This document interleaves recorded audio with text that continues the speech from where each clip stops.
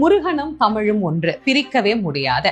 தமிழ் எப்படி இருக்கிறதோ அதே இலக்கணத்தோட முருகப்பெருமானுடைய அமைப்பும் அமைந்திருக்கிறது. முருகு அப்படிங்கிற நாமம் தான் மருவி முருகன் அப்படின்னு வந்தது. அப்போ ஆதியில இருந்தது முருகு அப்படிங்கிறது தான்.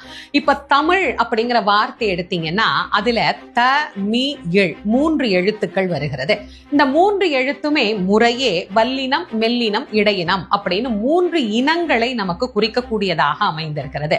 அதையே நீங்க முருகு அப்படிங்கிற வார்த்தை எடுத்துக்கிட்டீங்க அப்படின்னா மகரமையின் மேலே உகர உயிரேரியாக மு என்கின்ற எழுத்தும், ரகரமையின் மேலே உகர உயிரேரியாக ரு அப்படிங்கிற எழுத்தும், ககரமையின் மேலே உகர உயிரேரியாக கு அப்படிங்கிற எழுத்தும் அமைந்திருக்கிறது. மு ரு கு. முருகு முருகு முருகு என யார் ஒருவர் உருகுகிறார்களோ அவர்களிடத்திலே கண்முன்னே தோன்றி காட்சி தரக்கூடியவராம் முருகப்பெருமான்.